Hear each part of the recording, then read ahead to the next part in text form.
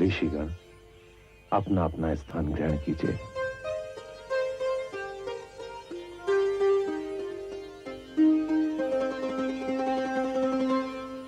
शौनक ऋषि, अभी तक जो कथा का वर्णन किया गया उसमें कामदेव के शरीर को पुनः जीवित करने का उत्तर तो प्राप्त हो गया होगा। यदि अब भी मन में कोई जिज्ञासा हो तो निसंकोच कहिए। जिज्ञासा तो है महामुनि। कहिए शौनक जी, क्या जिज्ञासा है? हे महामुनि, क्या कामदेव अब सदैव अनंग कामदेव ही रहेंगे? नहीं शौनक जी, कामदेव सदा के लिए अनंग नहीं हुए हैं। वो द्वापर युग में पुनः शरीर धारण करेंगे और भगवान श्री कृष्ण की पुत्र की उपाधि प्राप्त करेंगे। हे महर्षि श्रेष्ठ जी, इस कथा का वर्णन तो ऐसा है, जितना हमें इसका ज्ञान प्राप्त हो रहा है, पिपासा उतनी ही बढ़ती जा रही है। यह कथा ही ऐसी है ऋषिगण, जितना इसका श्रवण करेंगे प्यास उतनी ही बढ़ती जाएगी। अब तक की जो कथा आप ऋषिगणों ने श्रवण की वो इस प्रकार है। संहार का सुर के आक्रमण की काली छाया समस्त देवता गणों को भयभीत कर देती है। देवी पार्वती के तप की ज्वाला महादेव तक पहुंचती है और महादेव की समाधि भंग हो जाती है। देवतागण महादेव से विनती करते हैं कि यदि आपने देवी पार्वती को तप से नहीं हटाया तो सारा ब्रह्मांड जलकर भस्म हो जाएगा। शिव महादेव देवी पार्वती की परीक्षा लेने एक ब्राह्मण के रूप में पहुंचते हैं और इस प्रकार देवी पार्वती अपनी परीक्षा में सफल हो जाती है। देवी रति के पास यह अच्छा अवसर था। वो अपने पति कामदेव की अस्थियां लेकर महादेव के समक्ष पहुंच जाती है और इस प्रकार उन्हें अपने पति का जीवन दान प्राप्त हो जाता है। कामदेव के जीवित होने से सृष्टि सुचारू रूप से चलने लगती है। शिव पार्वती का मिलन और विवाह के पश्चात माता पार्वती कैलाश में रहने और महादेव माता पार्वती के कक्ष में पहुंचते हैं।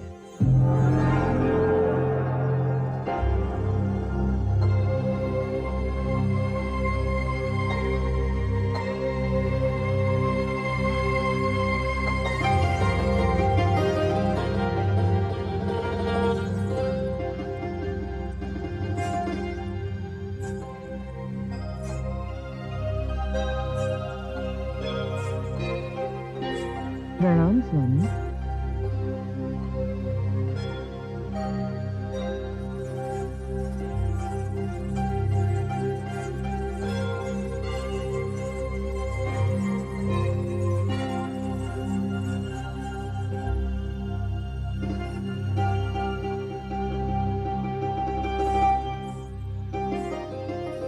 उठिए देवी, उठिए। आपका स्थान हमारे चरणों में नहीं, हमारे हृदय में है। आशा है कि किसी भी प्रकार का कष्ट आपको नहीं हुआ होगा। शिवगणों और दासियों को हमने आपकी सेवा में नियुक्त कर दिया था। मुझे पूरा विश्वास है उन्होंने आपका आदर पूरा किया होगा।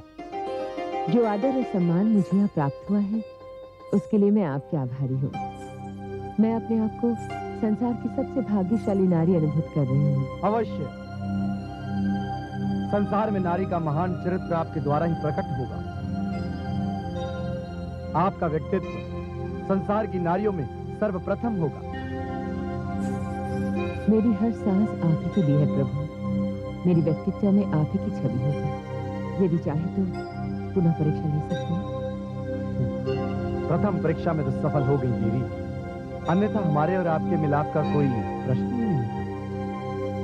कहां ये सुंदर कोमल काया और कहां ये कठोर शरीर, कहां ये पवन के साथ लहराते हुए तीन पांव और कहां ये गले में लिपटा हुआ सर्प। आपने तो असंभव को संभव कर दिया देवी। मुझे पूर्ण विश्वास था कि मैं अपनी परीक्षा में पूरी तरह सफलता प्राप्त कर लेंगे। परीक्षा तो अब आरंभ होगी गौरी। परीक्षा? हाँ गौरी, हम पुनः समाधि ग्रहण करने जा रहे हैं। समाधि? हाँ, वही समाधि जिसे आपके तप की ज्वाला ने भंग कर दिया। हमारी वो समाधि अविशेष है, हमें उस समाधि को ग्रहण करना ही होगा। हम तो आपसे जाने की अनुमति प्राप्त करने आए हैं। मैं आपको जाने की अनुमति दे दूं? ये आप मुझे कैसी परीक्षा में डालिए स्वामी? अभी तो मेरी आंखों ने ठीक से आपके दर्शन भी नहीं किए हैं, और आप मुझे विरह के अग्नि में जलने के लिए छोड़कर जा रहे हैं। उस अधूरी समाधि को ग्रहण करना ही होगा गौरी। आपके अश्रु, आपके विलाप हमारे संकल्प में बाधा नहीं डाल सकते।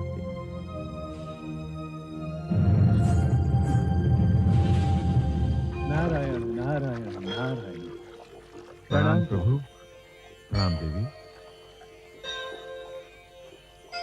प्रणाम ब्रह्मदेव। नारायण, समस्या तो और भी गंभीर होती जा रही है। महादेव पुनः समाधि में चले गए हैं प्रभु। अब देवगणों को अपने लक्ष्य की प्राप्ति के लिए कब तक प्रतीक्षा करनी पड़ेगी प्रभु? हे जगत पालक, इस गंभीर होती जा रही समस्या का समाधान अब आपके हाथ में ही है प्रभु। आप तो जानते ही हैं प्रभु कि तारकासुर के पुत्र संहारकासुर ने जो विनाश लीला फैलाई है वो केवल देवलोक तक ही सीमित नहीं है, ब्रह्मलोक और विष्णु लोक तक फैलने वाली है। तारकासुर ने तो ब्रह्मलोक और विष्णु लोक को अपने अधीन करने का निर्णय ले लिया है। ब्रह्मदेव से मिले त्रिलोक विजेता के वरदान पर उन्हें गर्व होना निश्चित ही है। नारायण नारायण, यदि पिताश्री ने तारकासुर को वरदान दिया था तो साथ में उसका अभिशाप भी तो था कि पार्वती और महादेव का पुत्र उसकी मृत्यु का कारण बनेगा। नारायण, हमें तो शीघ्र से शीघ्र महादेव के उस अंश को प्राप्त करना था जो तारकासुर की मृत्यु का कारण बने, किंतु महादेव के पुनः समाधि में चले जाने से समस्या वहीं की वहीं बनी हुई है। ब्रह्मदेव का अभिशाप अवश्य पूर्ण होगा, इसमें बाधा कैसी है देवर्षि? तारकासुर का अभिमान उसके विनाश का कारण बनेगा, उसकी मृत्यु में कोई बाधा नहीं डाल सकता है देवर्षि। किंतु बाधा ही तो पड़ चुकी है प्रभु। बाधा? महादेव ने तो मातेश्वरी उमा के लिए कैलाश पर एक विशाल महल का निर्माण कराया है। विस्मय की बात तो यही है कि उस विशाल महल में स्वयं महादेव ने एक रात्रि भी नहीं बिताई। नारायण नारायण। प्रभु, देव बंधुओं को बड़ी आशा थी कि इस विवाह के उपरांत उन्हें उनके लक्ष्य की प्राप्ति हो जाएगी, उनका छिना हुआ देवलोक उन्हें वापस मिल जाएगा। किंतु अब नारायण नारायण, अब तो लगता है इंद्रदेव को किसी अन्य देवलोक में ही सर छुपाने के लिए बाध्य होना पड़ेगा प्रभु। उत्तम तो ये होता देवर्षि कि आप यहाँ आने के स्थान पर चंद्रमौलेश्वर महादेव के समक्ष जाते तो उन्हें समाधि में जाने से रोक सकते थे। यदि देवऋषि चाहे तो क्या नहीं हो सकता। यदि महादेव नहीं, मातेश्वरी उमा को तो अपना परामर्श दे ही सकते हैं। प्रभु, एक तपस्वी को उसकी घोर तपस्या का वरदान मिलना ही चाहिए, किंतु तारकासुर ने अपने मिले वरदान का दुरुपयोग किया है, इसलिए उसे दंड मिलना भी अवश्यंभावी है। उसका दंड केवल उसकी मृत्यु है, और उसे मृत्यु उस समय प्राप्त हो सकती है जब हमें शिवंश प्राप्त हो। इससे पूर्व कि तारकासुर अपनी विनाश लीला पुनः आरंभ करे, इस गंभीर समस्या का समाधान निकालिए प्रभु। ये कार्य तो देवर्षि नारद ही सिद्ध कर सकते हैं, इन्हें तुरंत कैलाश की ओर प्रस्थान करना चाहिए। नारायण नारायण नारायण। ठीक है प्रभु, जैसी आपकी आज्ञा। मैं देव बंधुओं के लिए माँ पार्वती के समक्ष कैलाश अवश्य जाऊंगा प्रभु। प्रणाम मातेश्वरी, देवर्षि नारद आपके दर्शन की आज्ञा चाहते हैं। देवर्षि नारद पधारे, उन्हें तुरंत हमारे कक्ष में आने की अनुमति दी जाए। जो आज्ञा मातेश्वरी।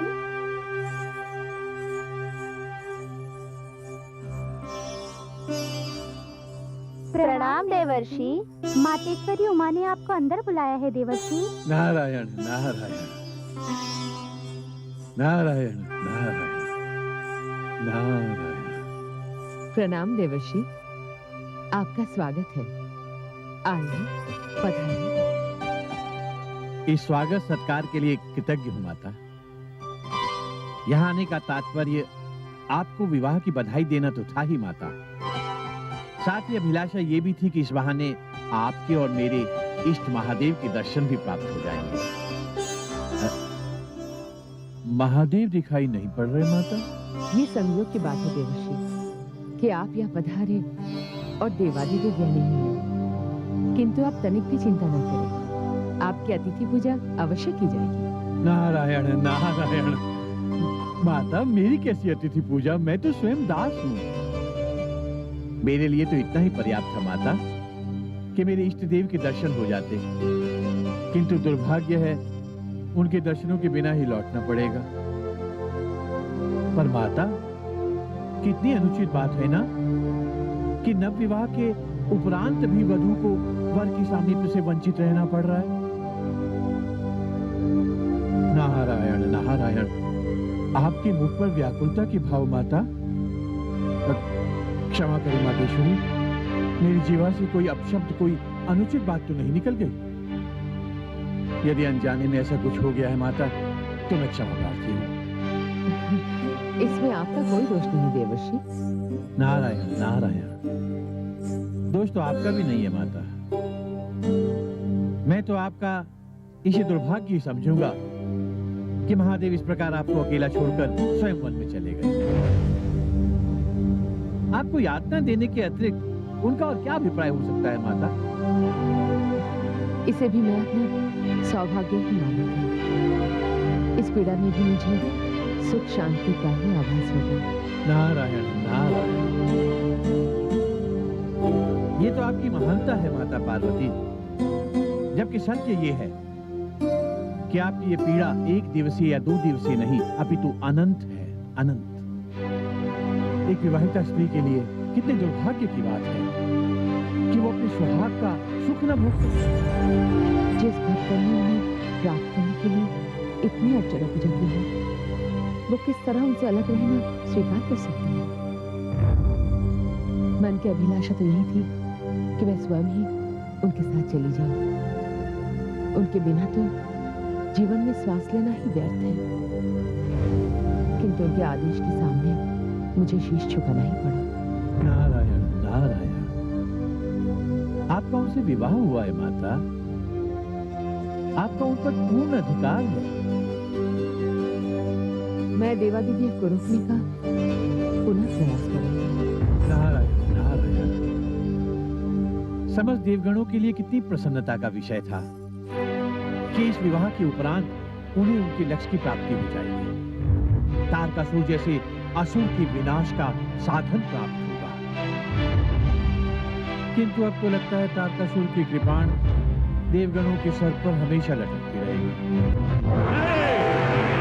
तारकासुर के लिए ये सूचना किसी अभिशाप से कम नहीं। शिव और पार्वती का विवाह असंभव है। इस सूचना में हमारी मृत्यु की घोषणा के अतिरिक्त और कुछ नहीं। आप में से कौन है जिसने अपनी आंखों से शिव पार्वती का विवाह देखा है? इस दास ने अपनी दृष्टि से देखा है स्वामी। कैलाश में बड़ी धूमधाम से विवाह का उत्सव मनाया जा रहा है। केवल इतना ही नहीं, शिव ने विश्वकर्मा को आदेश देकर पार्वती के लिए विशाल भवन बनवाया है। सारे कैलाश में इस समारोह के चर्चे हैं। जो दृश्य अदर्शनीय है वो तुम्हारी आंखों ने देखा कैसे? ये सूचना तुम हमारे समक्ष लेकर आए हो। ये हमारे विनाश की सूचना है और हमारे विनाश की सूचना देने वाला केवल मृत्यु दंड का अधिकारी है। प्रभु प्राणदान, इस अपराध के लिए हमें क्षमा कर दीजिए प्रभु। हमें जीवन दान दीजिए प्रभु। हमें जीवन दान दीजिए। हमें क्षमा कर दीजिए प्रभु, क्षमा कर दीजिए। तारकासुर की राज्यसभा में अपराधी को क्षमा नहीं, मृत्यु दंड दिया जाता है।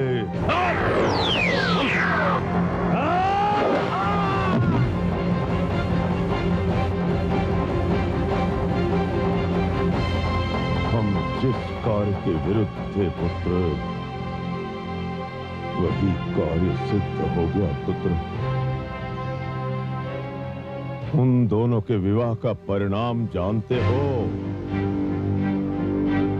देवता गणों की हम पर पुनः विजय। कदापि नहीं। आप निश्चिंत रहिए पिताश्री। ऐसे उदंड देवताओं की हमारी शक्ति के समक्ष योग्यता ही क्या। इन समस्त देवता गणों के भाग्य में पराजय लिखी है, केवल पराजय। और आप तो त्रिलोक विजेता का वरदान प्राप्त कर चुके हैं, और जब तक आप द्वारा प्राप्त किया हुआ वरदान फलीभूत नहीं हो जाता, तब तक किसी भी लोक में आपकी पराजय असंभव है। आप तो मुझे केवल उनके सर्वनाश का आदेश दीजिए। अब मैं पुनः उनके समक्ष युद्ध के लिए जाऊंगा। उनमें हमसे युद्ध करने का साहस कहां? यदि साहस होता तो स्वयं हमसे युद्ध करते। शिव और पार्वती के विवाह की योजना नहीं बनाते। क्या? शिव और पार्वती के विवाह की योजना? शिव और पार्वती का विवाह हमारे विरुद्ध एक षड्यंत्र है। ये विवाह शिव ने स्वयं नहीं किया, उसे विवश किया गया है। विवश किया गया? विवश इसलिए कि देवतागण को शिव अंश प्राप्त करना है, जो हमारी मृत्यु का कारण बन सकता है। किंतु ये उनकी भूल है, उनकी मूर्खता है। वो शिवंश कभी प्राप्त नहीं कर पाएंगे। आदेश दे पिताश्री, कैलाश को दो चट्टानों के बीच मसल कर रख दिया जाएगा। हमें कैलाश का सर्वनाश नहीं, शंकर और पार्वती का सर्वनाश चाहिए। जाओ और पार्वती को हमारे समक्ष लेकर आओ। पिताश्री का आदेश शिरोधार्य है। प्रथम बार हम पार्वती के वध की योजना में असफल हुए थे, किंतु इस बार ऐसा नहीं होगा पिताश्री। संहार का सुर कैलाश पर ऐसा संहार करेगा, ऐसा संहार करेगा कि सारा कैलाश त्राहिमाम पुकार उठेगा। समस्त कैलाश ने शिव और पार्वती के विवाह का उत्सव मनाया था। अब कैलाश वासियों को उनकी मृत्यु का शोक मनाना होगा। शिव ने विवाह करने का जो अपराध किया है, उसका दंड स्वयं हम उसे देंगे। पुत्र संहार का सुर पार्वती कैलाश के उस विशाल महल में बहुत प्रसन्न है। उसकी प्रसन्नता को शोक की ज्वाला में परिवर्तित कर दो। स्वामी देवादिदेव का कोई संदेश प्राप्त हुआ? अभी तक तो कोई संदेश प्राप्त नहीं हुआ मातेश्वरी। न जाने क्यों मेरा मन किसी भावी आशंका से विचलित हो रहा है, जैसे कोई अनिष्ट होने वाला है। स्वामी तो कहकर गए थे कि हर क्षण की सूचना हमें प्राप्त होती रहेगी। प्रभु महादेव का तो अभी तक कोई भी समाचार प्राप्त नहीं हुआ मातेश्वरी, किंतु आपके पिताश्री और माताश्री ने आपके लिए संदेश अवश्य भिजवाया है। शीघ्र ही हमें वृतांत कहकर सुनाओ। क्या संदेश भेजा है हमारे माताश्री और पिताश्री ने? उन्होंने आपके कुशल मंगल की आशा व्यक्त करने के अतिरिक्त ये भी समाचार भेजा है कि शीघ्र ही कहो ना। उनका समाचार है कि आपको विशाल भवन के सुख विलास की आदत है। ज्ञात हुआ है कि महादेव पुनः समाधि में चले गए हैं। यदि आपको यहाँ पर कष्ट होता हो तो पिता के द्वार खुले हैं। नहीं, हमें यहाँ किसी प्रकार का कोई कष्ट नहीं है। तुरंत हमारी ओर से हमारे पिताश्री को ये संदेश भेज दिया जाए कि उनकी पुत्री एक ऐसे विशाल भवन में अपना जीवन व्यतीत कर रही है जो उसके लिए स्वर्ग से भी बढ़कर है। और उनसे ये भी कहो कि उनके पुत्री को यहाँ किसी प्रकार का कोई कष्ट नहीं है। हाँ, वो पुनः समाधि में चले।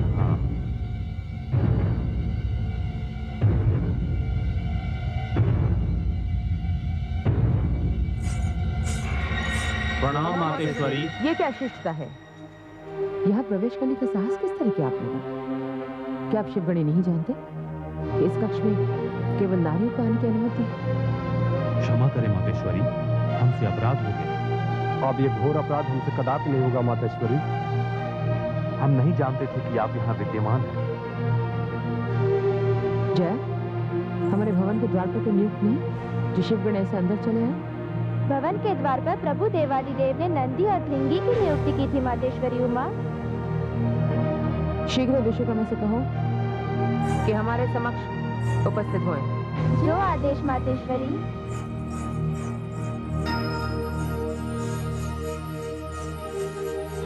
संपूर्ण कैलाश प्रभु देवादिदेव के समाधि पर चले जाने के कारण चिंता में है। सबसे अधिक चिंता तो मातेश्वरी को है। वो शिव महादेव का समाचार पाने के लिए विचलित हो रही हैं। तुम्हारा कहना सही भी, मातेश्वरी का विचलित होना उचित भी। महाराज, महाराज।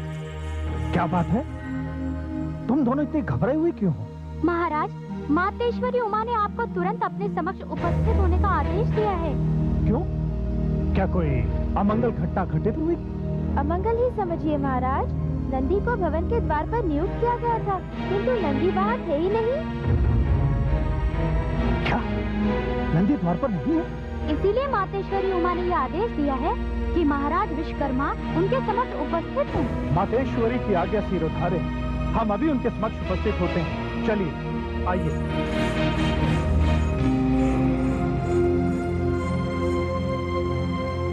प्रणाम मातेश्वरी।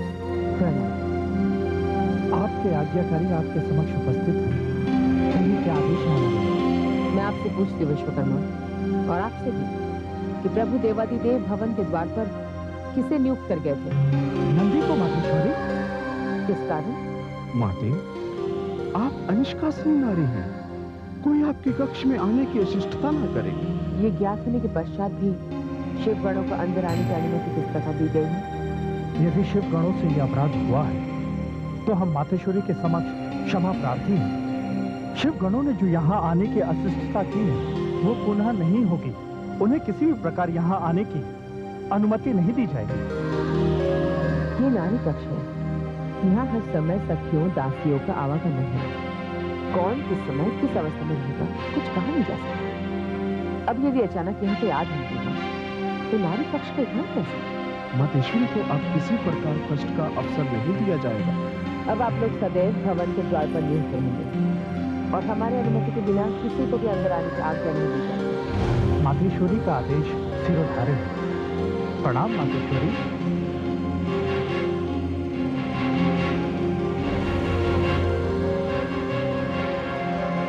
हमारे भवन और हमारे कक्ष के आसपास कोई भी अपरिचित व्यक्ति अगर दिखाई दे तो उसकी सूचना तुरंत विश्वकर्मा को पहुंचाएं।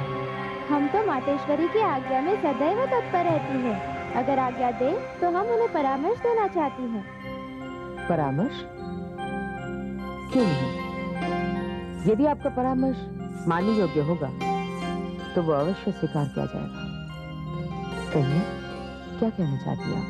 मातेश्वरी, ये विशाल भवन और इसकी सुरक्षा के लिए केवल 2 द्वार का। यहाँ तो किसी भी द्वार से किसी भी समय कोई भी आ सकता है और सभी गण तो प्रभु देवादिदेव के अधीन हैं। यदि किसी भी प्रकार का अनिष्ट हुआ तो वो आपकी सुरक्षा कभी नहीं करेंगे। इसीलिए मातेश्वरी, आपका एक व्यक्तिगत गण होना अति आवश्यक है जो केवल आपकी ही आज्ञा का पालन करे। आपके कहने का तात्पर्य है कि हम अपना गण स्वयं बनाएं और उसे राजमहल के द्वार पर नियुक्त करें। हाँ मातेश्वरी, हमारे कहने का तात्पर्य यही है। आपका परामर्श तो अति उत्तम है। यदि भवन के द्वार पर हमारा ही नियुक्त किया हुआ कोई गण होगा तो वो केवल हमारा ही आज्ञाकारी होगा, जो हमारे अनुमति के बिना किसी को भी अंदर आने की आज्ञा नहीं देगा। इस प्रकार आपके विशिष्ट कक्ष में कोई भी प्रवेश नहीं करेगा।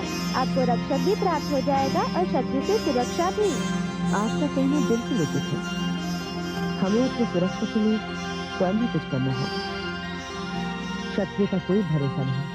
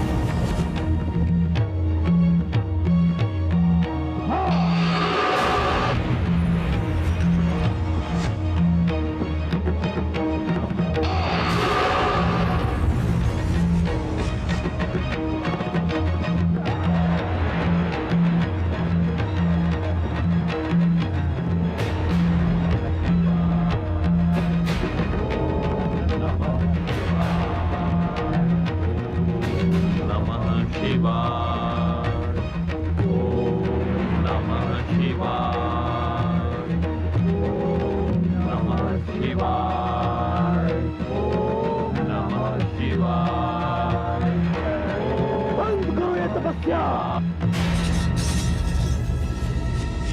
शिव के मोह पास में बधे पाखंडियों, बंद करो ये सब। अब यहाँ शिव के लिए तपस्या नहीं होगी।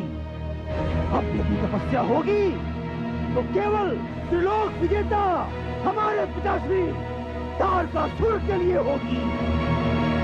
वो जटाधारी शिव अब तुम्हारे स्वामी नहीं है। अब तुम्हारे स्वामी, तुम्हारे देवता, तुम्हारे प्रभु केवल तारकासुर है। और अब तुम्हारा मस्तक केवल उन्हीं के चरणों में ही झुकेगा। असंभव है जो हम अपने इष्ट महादेव के अतिरिक्त किसी दैत्यासुर के सामने अपना शीश झुकाएं। हाँ? नहीं झुकेंगे तो काट कर अलग कर दिए जाएंगे। जब तक प्रभु भोलेनाथ का आशीर्वाद हमारे साथ है, कोई हमें क्षति नहीं पहुंचा सकता है।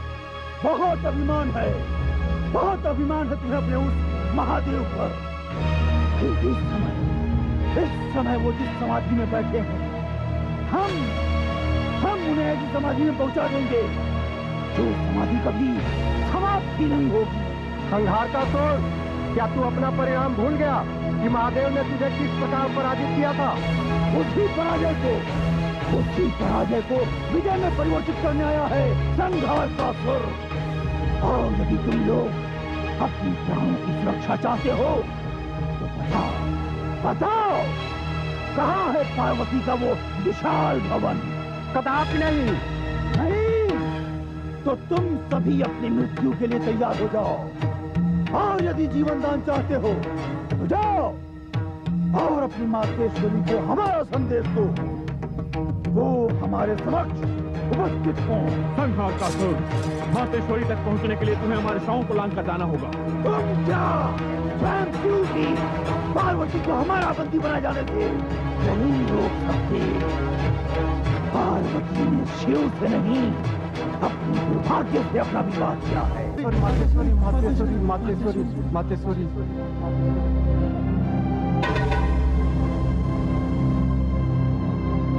इतने असभ्य और उदंड है आप सब। आप सबका आदेश दिया गया था कि नारी कक्ष में प्रवेश नहीं करेंगे, किंतु अब पुनः उपस्थित हो गए। क्षमा करें मातेश्वरी, क्षमा करें। अपने प्राणों की सुरक्षा के लिए हमें यहाँ आना पड़ा मातेश्वरी।